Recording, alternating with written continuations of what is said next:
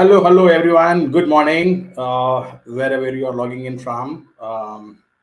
It's a nice cold morning in Bangalore here. Everyone wrapped up in their uh, blazers jackets. Welcome to another episode of Career Trek.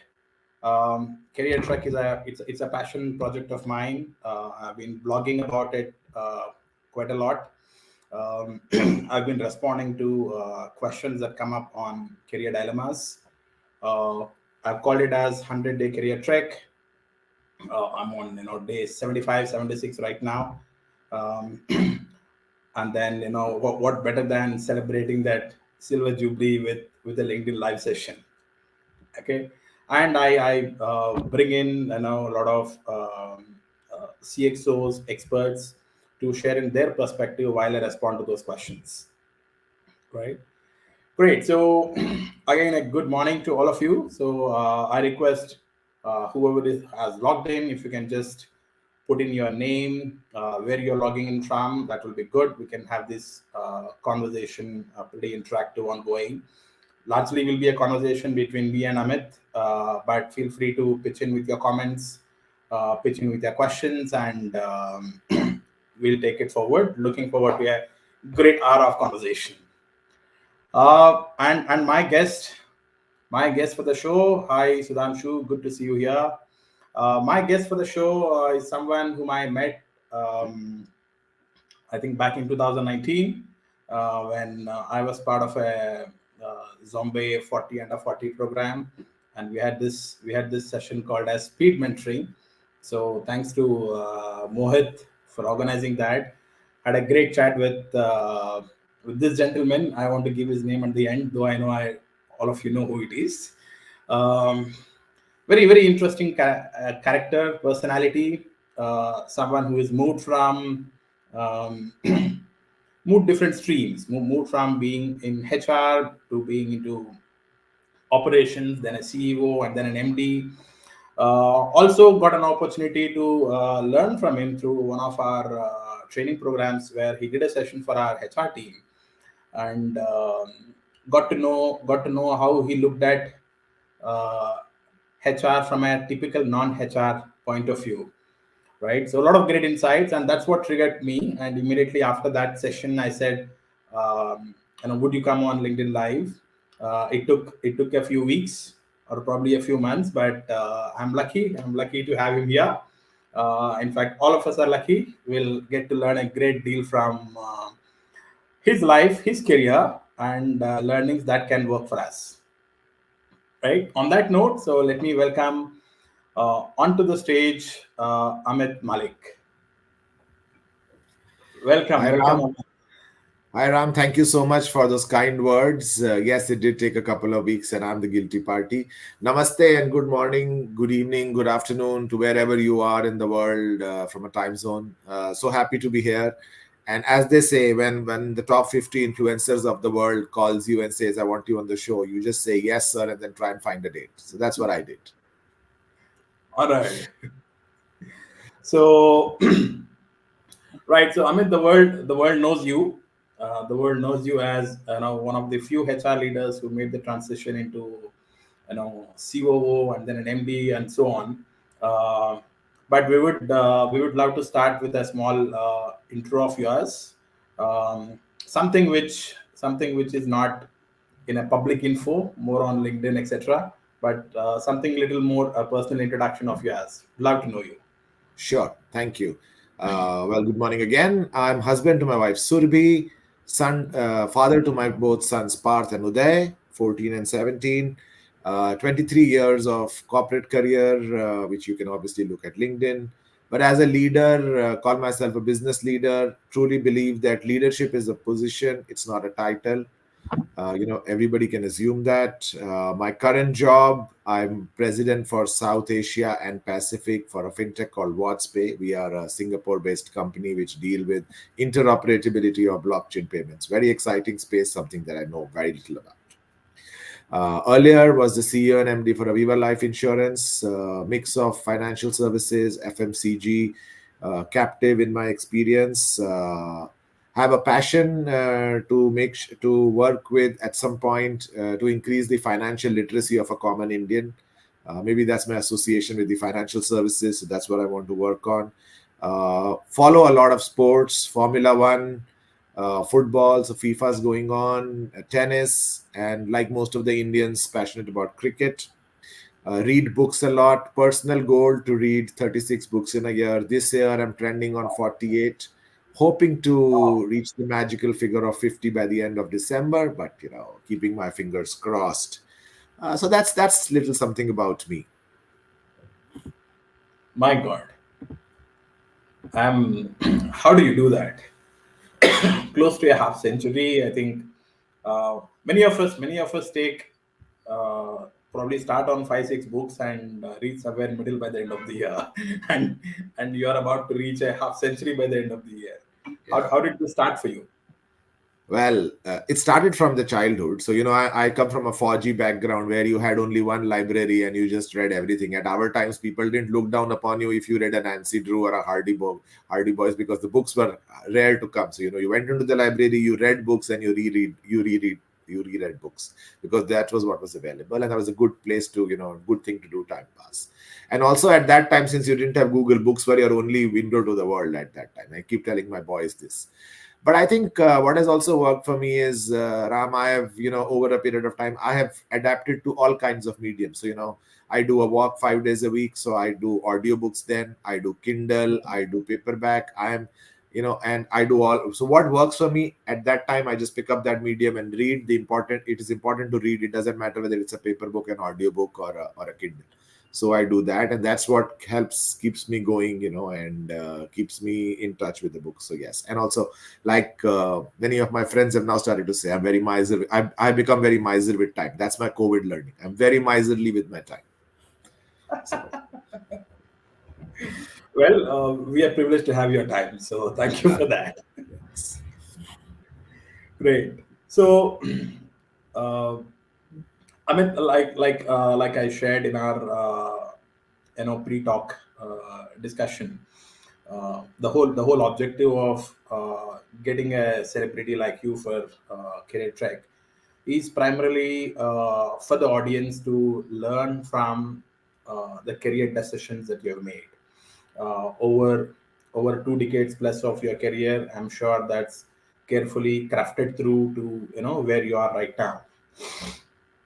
And I'm sure there are some pivotal moments on the way where you had to make some tough calls, took some tough decisions, um, which can which probably in hindsight look like great decisions, um, which can unlock a lot of learning for us. So, would request you to share, a couple of key moments in your career that gave you the success that you have right now. Well, not sure about the success, but yes, I'll share my career thought and journey. So I think before I go on to my career and the pivotal moments, Ram, I'd like to share with the listeners about how I, when I was young, 24, 25-year old, passing out from SIBM Pune, how did I look at it? So, when I was in my college in second year, we had a talk with a big industry leader. And at that time, the guest lectures were far and few, not as common as they are in business schools today. And this gentleman was a managing director. He came in and he gave a talk for an hour. But what I took away was, his whole view and orientation of how do you look at a career and how do you progress. So, and I modified that into my own learning to say, you know and as I left my MBA college and started my career with GSK, I put myself a goal and I gave a time period. So it was like this on the y-axis, x-axis. On the x-axis, I did a goal and I did a time period. So I had a goal and I had a definite time period. And then your career always goes like this in a sine curve. Sometimes it goes on a high, sometimes it goes on a low. Right. And I always believed that when I was on a high in my career, I tried to maximize that time period. And when I was low on my career, my whole endeavor was how do I minimize that and go get the career back. But what was also key was I looked at my goal, and every year I would look at saying how this year has got me closer to my goal. Whether it has been change of job, within the organization or outside of organization, to change of job, change of roles, whether it has been on a learning thing, saying what are the skills that I need to achieve my goal, how, where am I on those skills, have I been able to acquire some new skills, have I been able to upgrade and strengthen the current skills that I have, or have I made a conscious call of some skills that I will not acquire and say, even if I don't get them, that's fine, I will still achieve my goal. So I used to do that analysis every 1 year for myself, and that's how I paced my career. And when I reached my goal in the time frame, I then reset myself and came back and started from zero to set up the another goal. So for the listeners, I will tell you, it's good to have a goal, and it's okay to have a time period. Don't get too fussed about the time period. You may reach there 2 years early, 2 years late. It doesn't matter. But as long as you know where you are going, that is great. And I always bring in this whole anecdote about Alice in Wonderland, and I'm sure most of your listeners would have read about Alice in Wonderland. But I really like that is, if you remember the story, Alice is lost in the woods and she comes at a crossroad, and on the crossroad like this there is a cat sitting on the top which says where the road goes. And the cat looks at Alice and says, Alice is lost, and she says, where do you want to go? And Alice says, I'm not sure. She says, then take any road, it doesn't matter. So as long as you are sure, the paths may vary, but you will reach there. So that's been my own that's been my own approach to my own career. Right or wrong, I don't know, but that's how it's been, and it's worked for me. So that's what I'm happy about.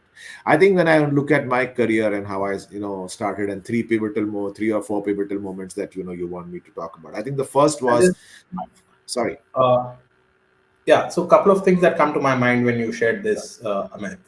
Uh, one you spoke about career being a sine wave kind. So what I'm taking away from that is, irrespective of how good you are, how great you are, it cannot be only an upward curve all the time. Would it be fair to say that? Oh yes, absolutely, absolutely. Absolutely. We all have our lows. We all have our failures. We all make wrong decisions or wrong choices. So yeah, I think Hmm. so.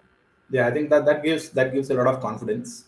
Saying, if you falter once, it's not like you have done a cardinal mistake that cannot be corrected, kind. Yeah, Yeah. yeah, And yeah. when you spoke about the graph and timeline based goals that you have, this reminds me of the one of the earlier chats that we had, in terms of a bullseye approach to a goal, vis-a-vis a compass approach to a goal. Bullseye, where I put it down, where the focus is on smart goal. I want this designation by this age. I want this CTC by this year. Vis-a-vis directionally saying, this is how I want to grow. This is the domain I want to be in, and whichever role comes up, I'll take that. So, what's the approach to goal setting that you would recommend and subscribe to? That's a tough one. Okay. See, Okay. so I'll tell you. I think when I look at it, I think that's also a change of the workforce. When Mm-hmm. I started my career in '99, the workforce, when you entered a workforce or when you entered an organization, your work was ends to the mean. Right. It was Hmm. the end. You had a goal. So, you had a goal and said, let's say, I would become an HR director, or I would become a CXO, or I would become this in this year. And, that was an end, right? So your work was an end to, something that was a sense of achievement in life. And that's how this whole approach. Today, work is means to an end, and that end could be different. And I think that's progression, that's progress. That's how the world has changed. For you to say, you don't need to have only one end, you could have various ends. And you could then, because work is now a means. So in when I started my career, to say that at the age of 40 I will have a goal to write a book, was people would say, oh, it's good to have as a personal or a side hustle. It's not the main objective of your career. Today, that could be the main objective of your career, and work could be a side hustle. And I'll explain the difference for listeners. So, today, if I was starting my career, I could have a goal and say, by the age of 40, I would write a book. So then I say, if I need to write a book, I need 1 year. If I need to take 1 year off the book, I need to have a certain financial strength for my family to be able to survive. So actually, I'm working to build that financial strength or the financial kitty, so that I can take a day, I can take a year off, and write a book. And that's different. And for me, that is the reflection of the approach that you are suggesting from a compass stand. I know the direction that I'm going. I may take various ways to go there, but at least the direction is clear. So that's the. But if you look at both the bullseye and the campus approach, one thing that is common is the direction of your journey.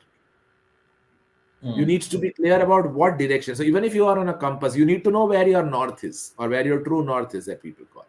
And then you keep going. I think that is the commonality. The ways and means have changed, right? And that's why I also call it the sine curve. There is an element of ambiguity, or there is an element of derailment even in the bullseye one, but you are more focused. So I think it's a combination, and the priorities have changed. People have more options, and I'm very happy to say that. And I actually say this to my wife. If I was to start my career again, maybe it'll take a very, very different shape than what it took. The end result could still be the same, but maybe the path could have still been different, or I would have been a little more courageous or risk taker now than I was when I started my career. And so maybe that is why it made me leave a job, which is very traditional, to go and work into a fintech and take that jump now, because I always kept saying, if not now, then when, and if not me, then who? So and I think that's the agility. So Tanvi has this line saying goal setting for agile workforce, which I can see on my screen. And Tanvi, maybe that's what we will give you a reflection to say, you if you have a goal, so how agile you can be to do that, and then how you make your career choices. Great. Great. Good to see Tanvi here. She also has put a comment. Curious to understand your perspective on dual employment. Okay, so a compass plus a bullseye coming together of sorts. I think this has Yes. been one of the hot topic of sorts. Uh, Great, cool. So what I'm hearing you say is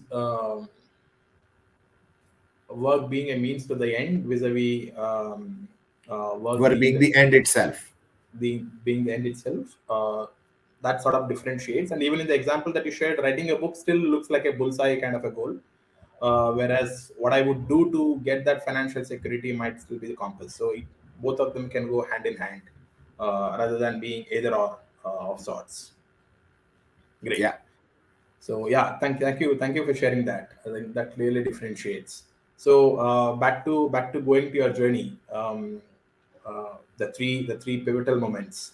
What's the first one that sort of comes to your mind?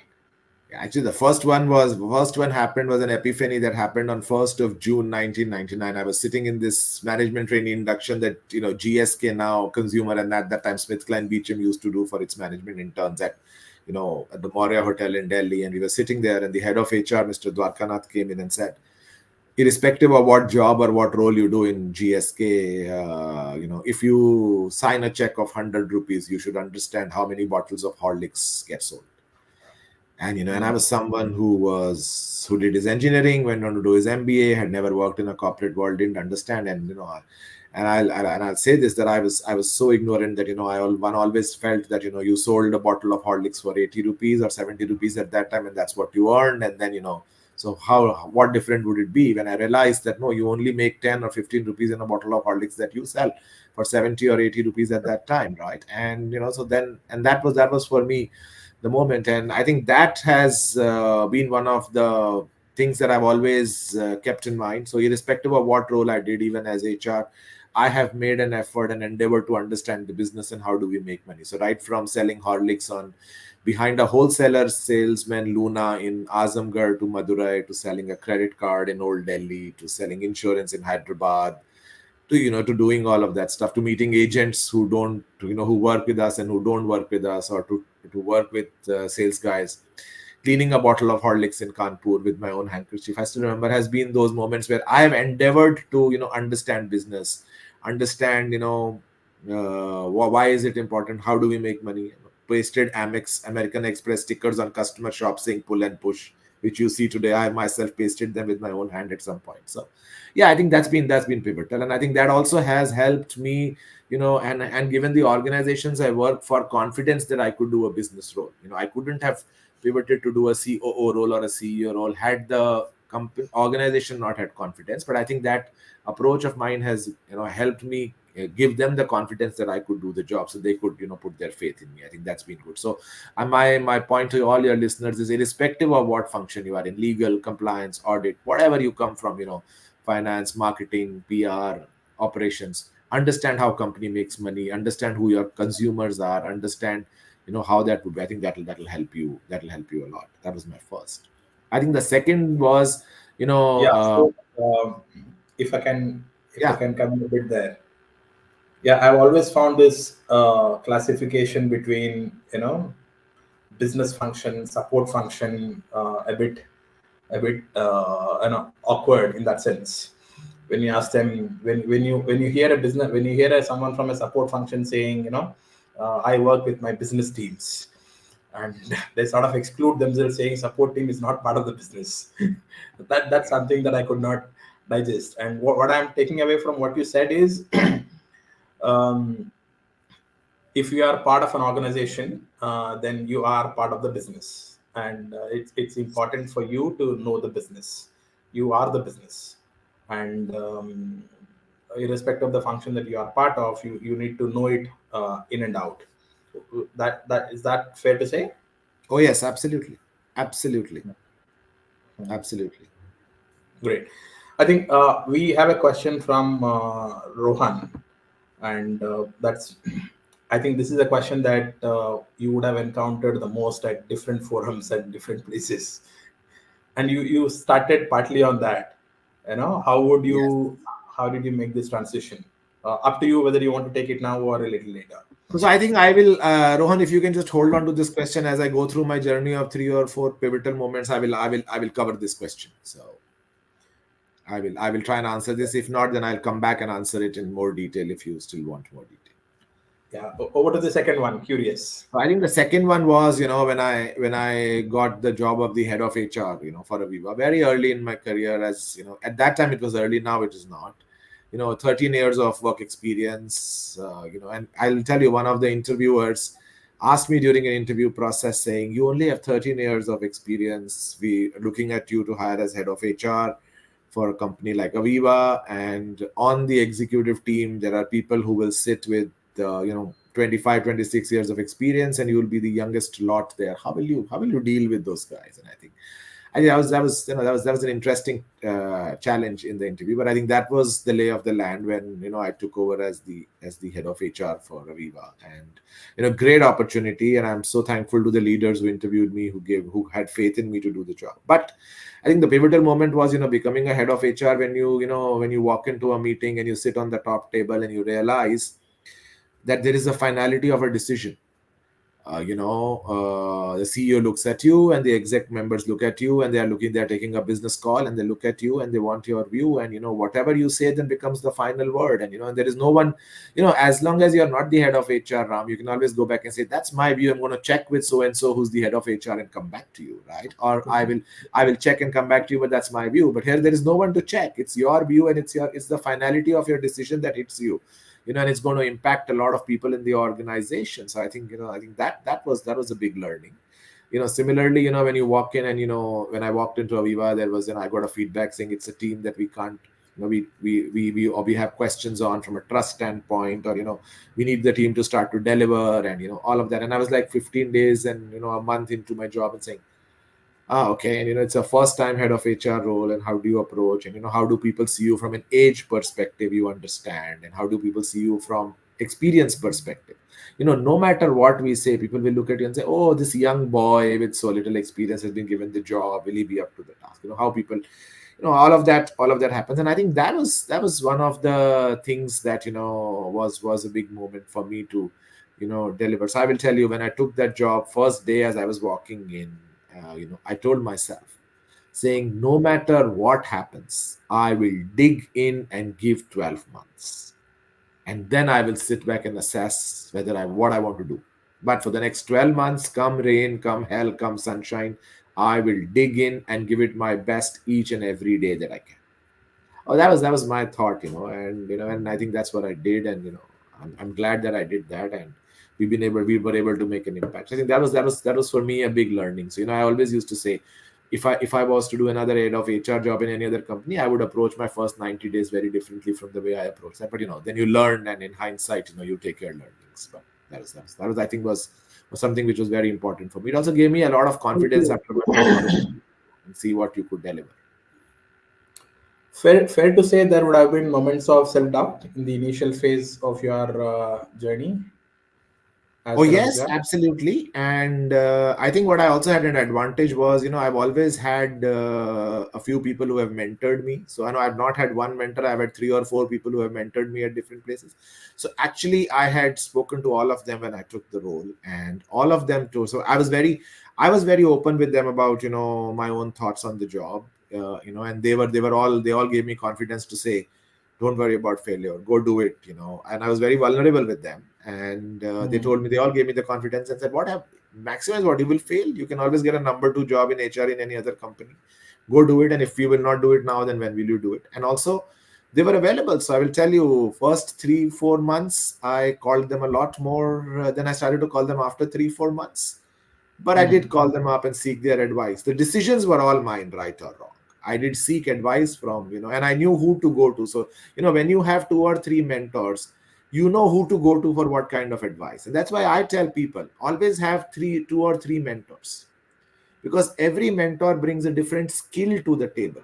And then as a person who's reaching out, you should be able to differentiate who to go to, for the advice. And there's nothing right or wrong, but you just know that this person on this issue will be able to advise me. Like, if you have a comp issue, who do you go to? If you have an IR issue, who do you go to? If you have a HR issue, or you have a learning issue, who you could. And they could be the same person, they could be different people, but to be able to know that and go to and seek advice, I think really helped me. And I use that, and I use that. So yeah, So it's basis it's basis the their domain expertise or what you have trust in them on that particular area.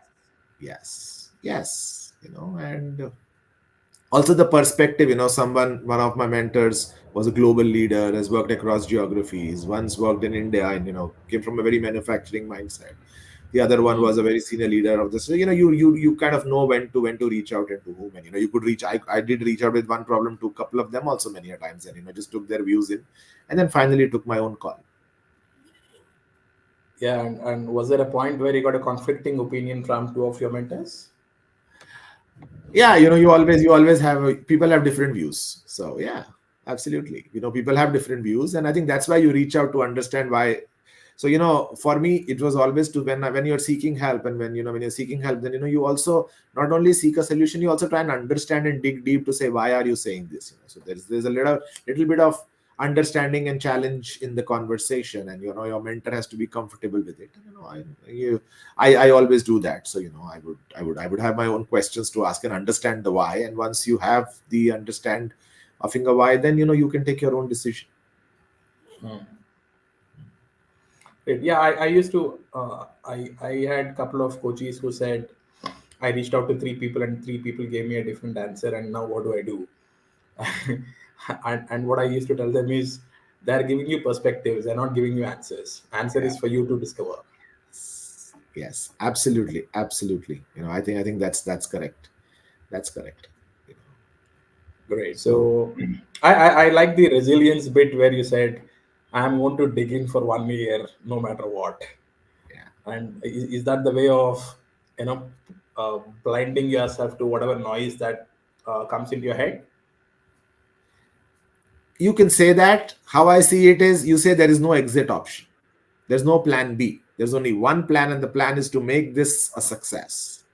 And I will give it all. And you can still fail at the end of that time period, and Hmm. still say, fine, but I gave it my all. See, I've always believed, whether it's in marriage, whether it's in relationships, whether it's in work, if you have a plan B, or not a plan B, if you have an exit option, Hmm. does it you always have say, oh, I have an exit option if it doesn't work out. But I think you need to give it your all for a certain period of time. And I'm not saying stay in a work or a job or a relationship that is toxic and that doesn't work. That's not what I'm saying. I'm just saying, before you take this call that this has not worked out, can you look in the mirror and look at yourself and say, I gave it my all?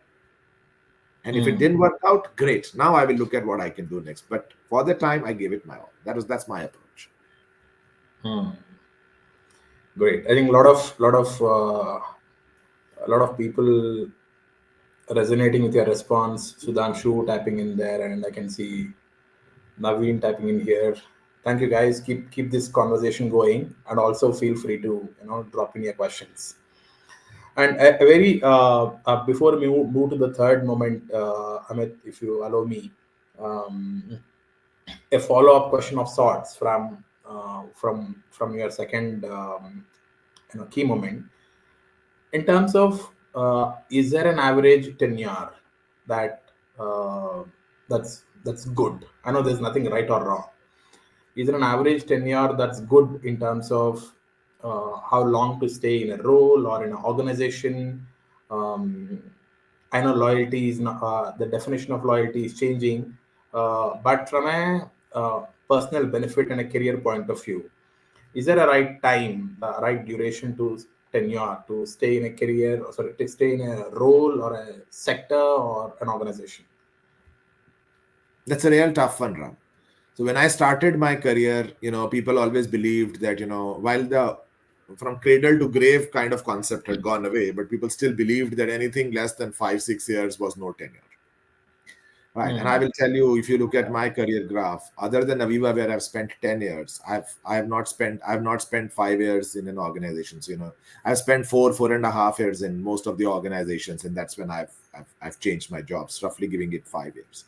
But still, I have had people who have looked at my CV and come back to me and said, "Oh, you've changed too many jobs. Every job change after 4 years, 5 years." And people have given me that feedback for not shortlisting my CV. So let me tell you, and I'm being very candid here, right? And so people have done that, and I've always taken it in my stride, because I always believe that you should work in a role where you see value. You can add value to both yourself and the organization. I think the mindset now has changed, right? Has it changed to saying I will accept someone who's changed the job every year? No. But I think that whole 5, 6, 7 years has now come down to a good experience of 3 to 4 years. But I think I have always believed in I've always focused on saying, why did I change? So if someone looked at my CV and did not call me for an interview, saying, he's only spent 4 years, average 4.5 years in an organization, then I would turn around and say, too bad, did not give me an opportunity. But someone who has had a conversation, I have always worked on saying, why did I change my role? Why did I change my job? So my why to me was very strong enough. And I always believe, if you have your why and you have a decent time period, then it's good enough for you. Have confidence in yourself to know. Even if that why is money, be honest enough and say, I was in a life cycle where I got married, I was having my first child, and I got a job that gave me a 40% increase in salary, and I changed. There is no harm in saying that. People will appreciate that candor, that honesty. But do you have the courage to say it the way it is? I think, what is your true why? That I think is Mhm. important. I'll give you an instance, which has always remained with me. Mhm. I was interviewing somebody, and that person had a was coming to us, after just 4 months into his job. So, unconscious bias, sometimes it's an unconscious bias. I asked a question saying, 4 months into the job, why are you here? Right. In the Mhm. hindsight, I shouldn't have asked that question. I should have phrased that question better. But, unconscious bias, you are having a conversation. You look at the CV, it just comes to you, right? You know what that person turned around and said? He said, "Sir, everyone is allowed one mistake. This was my mistake." And Wow. that answer just hit me home. He said, "Sir, everyone is allowed one mistake. This job was my mistake. So I want to correct it before it becomes bigger. So it's 4 months." And I was like, I just loved the response, the candor, the honesty, and I thought, I thought that was, and that response has stayed with me. And I've been very, very conscious after that, when I interview people, to ask that question in a way that can be more understanding rather than more judgment. I thought I was very judgmental then, so I think I've been there. Yeah. Great. Good to see responses coming in. Hi Tanmay. Hi Vikram. Um, yeah, I think the response he gave was pretty much like I'm cutting my losses. Yeah, I made a that's it. mistake and I'm cutting my Yeah, losses. yeah. But like I said, it's the candor. It's if if your why is clear and you say it, people will not 10 out of 10 times. Not everyone has the maturity to understand it, but I think 7 or 8 times out of 10 people will understand it and give you, and give you the benefit. Mm. I think this line is going to stay with many. Like I see Tanvi putting it out there. Yeah. Yeah. So what I'm hearing you say is it may not have come down to changing of one job every year, but 3 4 is a good sort of window. Yeah. Um, Another relatable question is: would you changing of domains or sectors?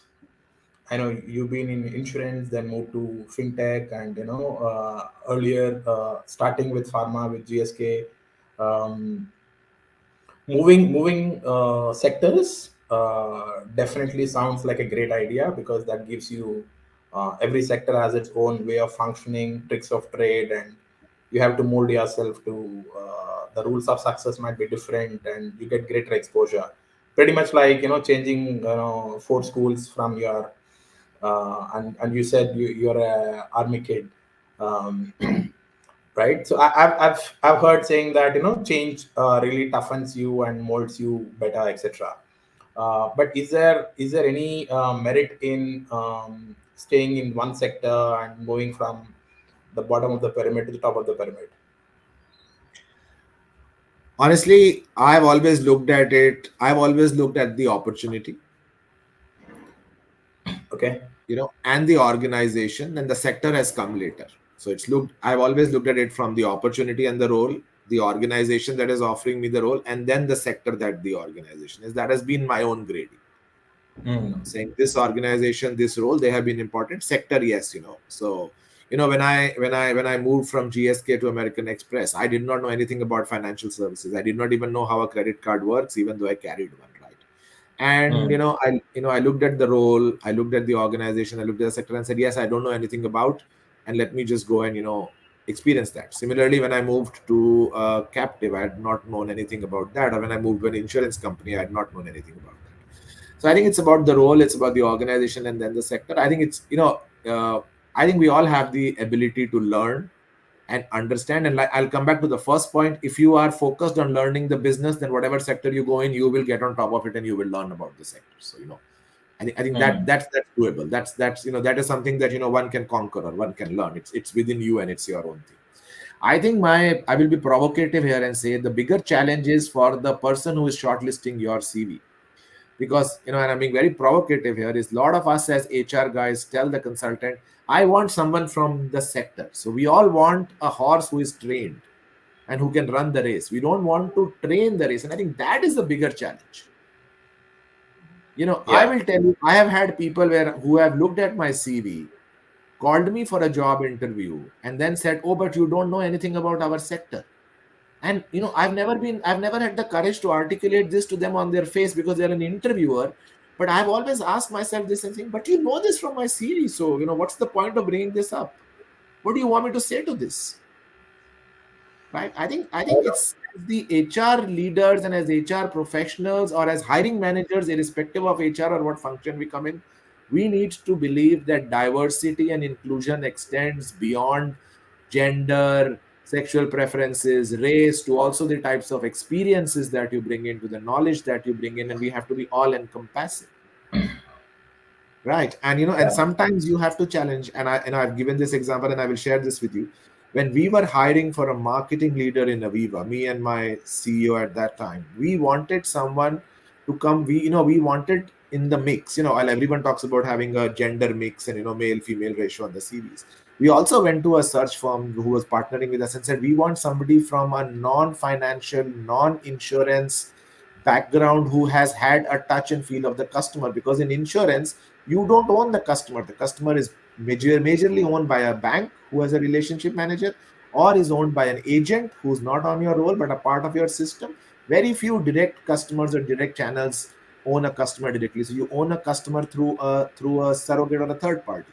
And we wanted someone who had understood there. So we went and we asked for profiles where you had FMCG, telecom, where high touch, direct to customer, B2C kind of place. And we were able to actually find great talent who we then went on and hired, and who was my colleague for a long time. And she came from a very different, diverse customer touch industry. So, I think we have to challenge ourselves on that whole point and encourage people.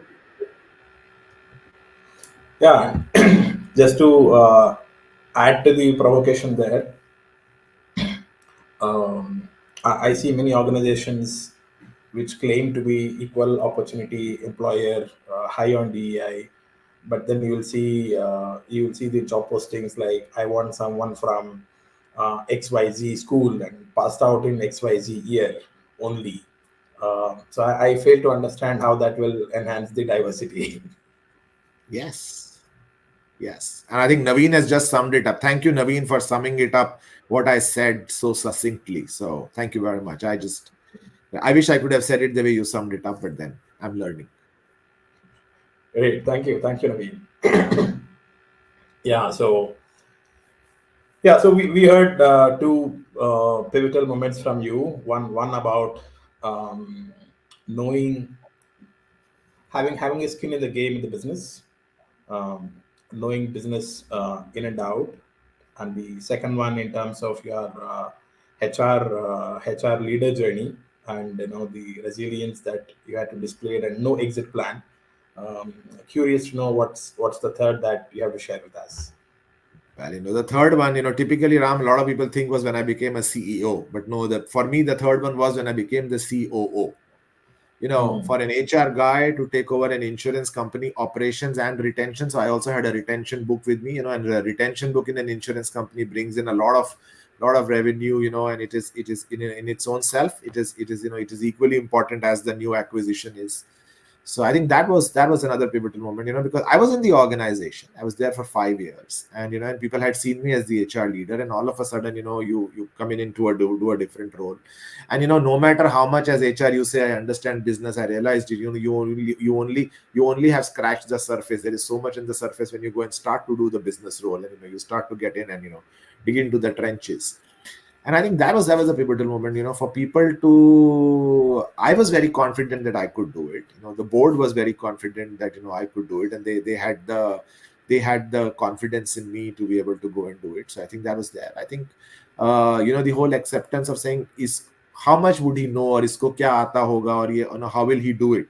I think those were the questions that were there on a lot of people's minds. There was a lot of, oh, let's see how he performs, let's see how he delivers, both from, not only from the people that the teams that I was leading, but also surprisingly so from some of my colleagues on the table.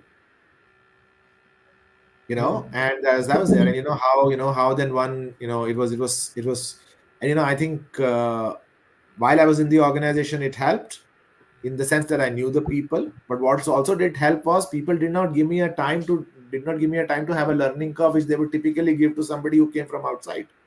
You typically give that person 3 to 6 months to settle in and then deliver. And I was expected to deliver right from day one, both by my colleagues and by the teams, because they thought, oh, he's inside, and if he knows that much and if he's been evaluated to be capable to do it, then the delivery should be one. So I think that was a pivotal moment, for me to understand, dig deep. But I also learned the power of asking stupid questions.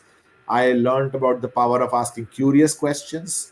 I learned the power of sitting with the person in the chain who actually did the work and make an impact.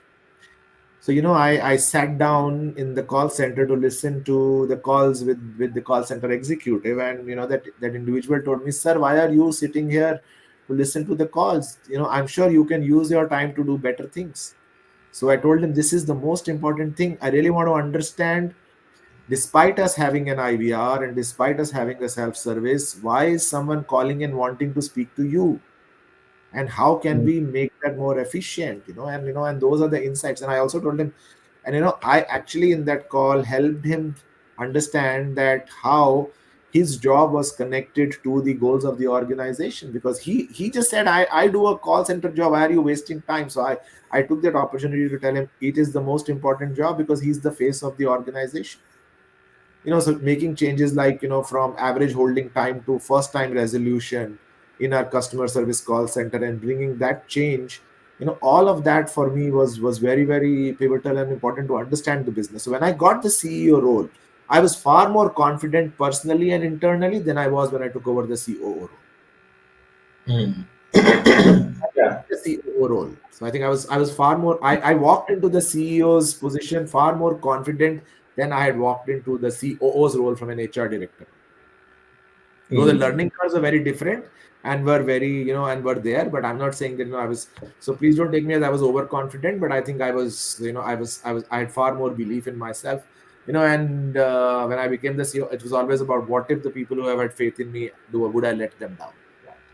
So I think that was another pivotal moment for me to, come in, and a lot of people, when they look at my career, don't recognize the fact that I did a COO role before I became the CEO. And Mm. that was a very big pivotal moment. Yeah, I agree. I think from COO to CEO is a easier transition vis-a-vis from a HR director to COO. That brings me to a conversation that I heard in one of the forums. Uh, Typically, you'll see HRs get together and discuss, and CEOs get together and discuss. And this was one rare forum where the HR and CEO were on the panel, and the CEO was asked, "What is one myth that HR people have?" And the CEO responded saying, HR people think that they're the only people who worry about people, and whereas as a CEO, I think also about people, but I also want to ensure that we have a business that can feed the people. So what was the major learning in that transition for you from a HR director to COO? I think major learning, when I reflected on the transition, I Mm-hmm. was couple of thoughts that came to my mind. I think the whole importance of uh, going outside of your comfort zone and doing something. you know Mm-hmm. I think that is, we all talked about it. As HR leader, I would go to the forums and talk about it and encourage people, but doing that myself, and then, realizing that how easy or difficult it is, was a very, very big learning, right? And that too, going at a leadership level. And I really thought saying, and after that, I encourage a lot of people to say, do this transition a little earlier in your career. I thought I had done it quite late, honestly. Mm-hmm. I thought, I'm not saying that I shouldn't have taken that role. I think I could have done one such role in my formative years as a professional, Mm. rather than waiting for in the end to do it at the end. I think had I done it earlier, I believed that the faith that the board or the leadership reposed in me could have come far easier from their side, and I give them full confidence of, having that faith. So I have always encouraged people, young professionals, to say, do it in the formative years of your career, right? And and try and do that. Also, see, if you look at it now, the world has changed. I think the organizations have to wake up to this whole concept of resource fluidity. I've been talking about it for many years. And someone did ask about moonlight. I believe that if you are in an organization and you have people today, see, when we graduated, or we did our post graduation, it was one stream, right? It was HR or marketing or finance. You didn't have a major or a minor concept at that time as prevalent as it is today. Today, I feel when you hire a resource or an MBA graduate who has done, let's say, a major in finance and a minor in marketing, or a major in finance or a minor in human resources, or a major in operations and minor in marketing, that person is actually bringing knowledge and skills of two domains. And I think in an organization, and I always talk about it, resource fluidity, you could use that person to do two jobs. You could still have that person in finance, but you could still allocate 20-30% of his or her time to do projects or to do work in a marketing department. Utilize that, both split on the costs, give different experiences, give different you know exposure and learnings to that individual, and help that individual grow at the formative years. And I think that is the way that could work on. So give that opportunity to grow and do something different within the organization, so that they don't seek it outside, along with recognizing the effort and compensating it adequately. I And I like think, the that's the opportunity. I think that's the opportunity. I like the phrase, resource fluidity. I think that sums up. That's a great hack from a talent management perspective for all HR professionals and organizations. I think one of the questions that came up, uh, though I may not be rephrasing verbatim, is and like you said, it's good to make that segue earlier in your career, so that it's not you're traveling in one way and then finally making a huge leap into some other function, etc. Um, you have few organizations which are open to this, but you have many who want the sameness. You know, so how as an individual, how do you deal with it? Because I want diversity in my role, career, etc. And then I'm keen to move into something, but difficult to get accepted into something unless it is part of a talent management initiative within an organization. How does one deal with that? Um, is there anything that you can offer on that? Sure. I think when I say this, I'm not saying just go and make it. I think make it a project to go and come back. So I think you should be able to align and influence. So let's hypothetically say I was 15 years younger and I wanted to do something in marketing, which or advertising or marketing, then you bring that up in there. Have the courage to bring that up in the discussion with your own function head first and say, this is what I want to do. Understand how it would impact your career. Maybe you will not get that promotion that you are getting at the end of this performance cycle for another year or 18 months. Are you willing to let go? See, you also have to be willing to let go of something. I think that's the first piece. To acquire something, you have to let go of something, right?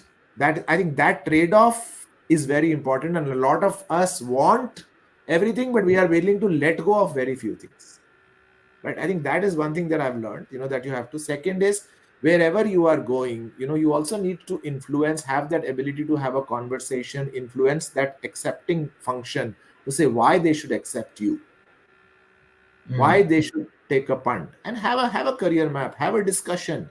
Say that, I'm going to go and do this job in marketing for 1 year, and then I'm going to come back to human resources, and I will continue in this job. So if your boss says, I will delay your promotion by a year and I'll only give it to you when you come back, be okay with that, because you are widening your scope, you are investing for the future. See, we always have to say this is an investment in a career which we are doing for the future, which is not for immediate or short term gains. If you have a medium to a long term view of your career, then it will be important. It's a very common phrase, and I also use it. Your career is a marathon, it's not a sprint. So, are you investing for the future? Invest for the future. Just like mutual funds, you buy mutual funds today, you invest because 10 years later it will give you compounding value. Just like that, invest in your career. Say, I will take a side step, I will get that experience, I will come back, and then I will go on to back onto the HR track.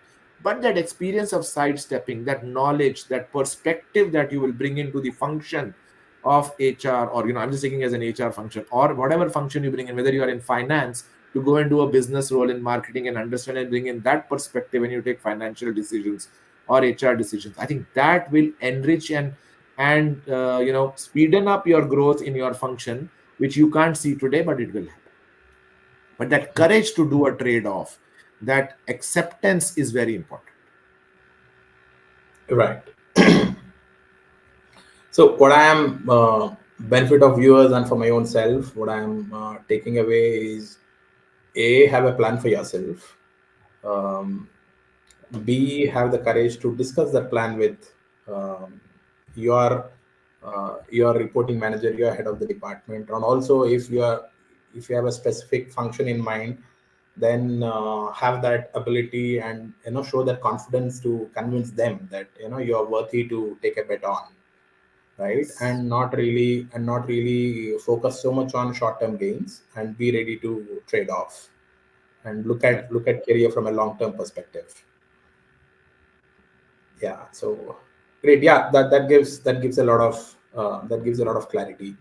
I think many times we want people to take bet on us, but we want status quo in terms of pay increase, promotion, etc. We don't want to compromise on that, but yet, so you can't have it all sometimes, and need to have a long term view.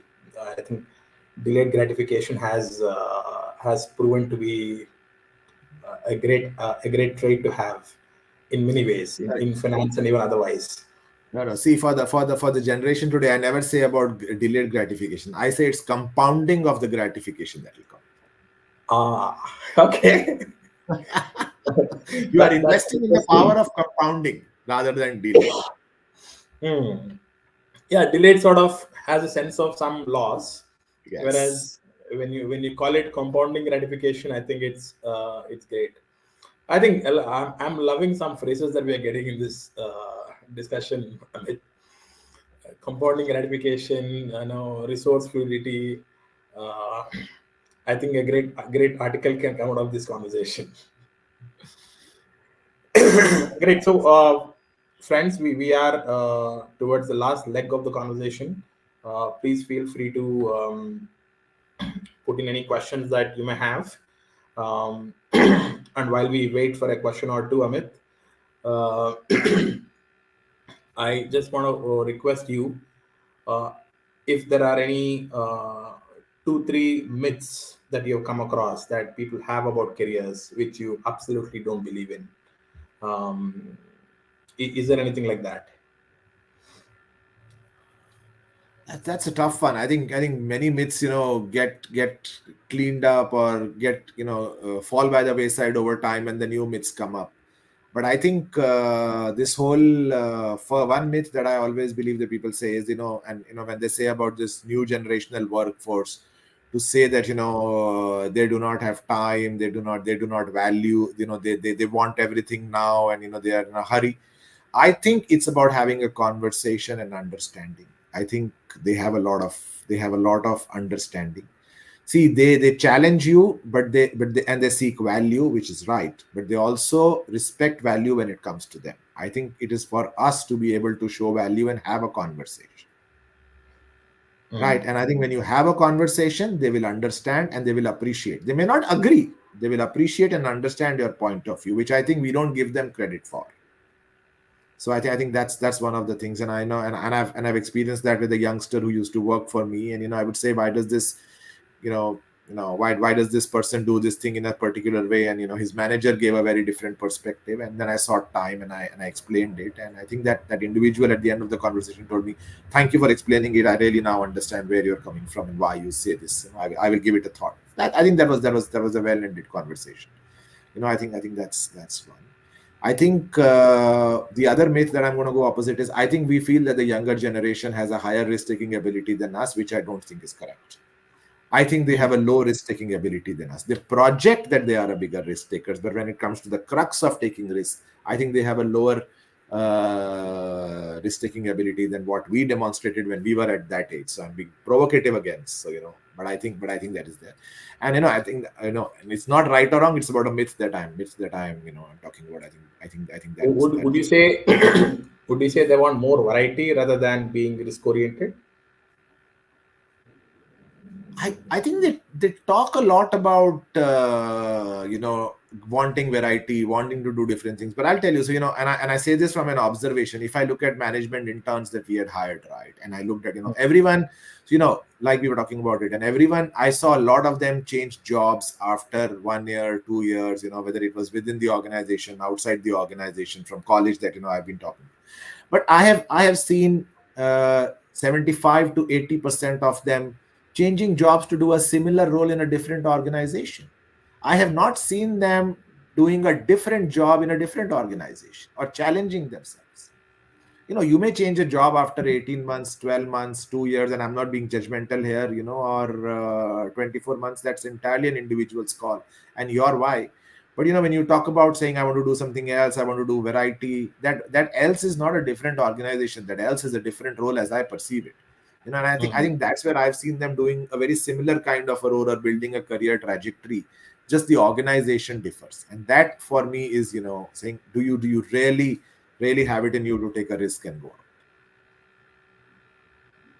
Great. Lot of interesting comments coming in.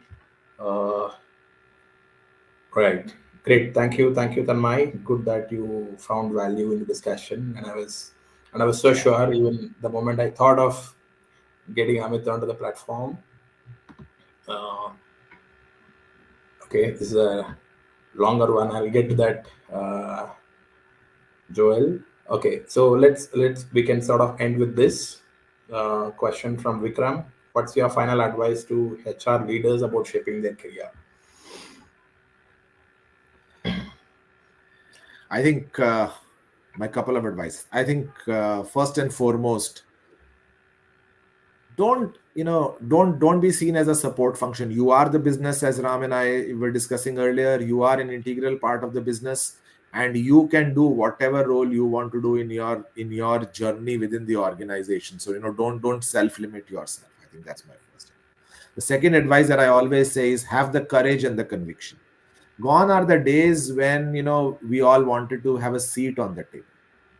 Actually, it's about the voice on the table, and if you look at the future, it is about building the table. Have the courage to partner with your CEO and say, we I will build the table with you. And I think that is my advice. It is the time for HR to start building the table.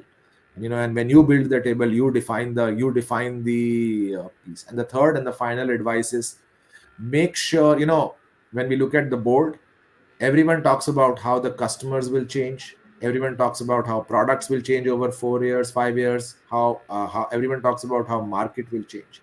We need to bring that conversation at the board about how the people capability to deliver to the customer, the changing product and the changing market will happen, and we need to work on it now. And today is the time. And that conversation is your responsibility to take it to the board, and don't shy away from it. Great. So it's no better person to get an advice rather than someone who has seen HR both inside and from outside. Yeah. Great. So thanks a ton, Amit. We have come to the end of the session. Felt like a breeze, felt like a continuation of the conversation that we had last night.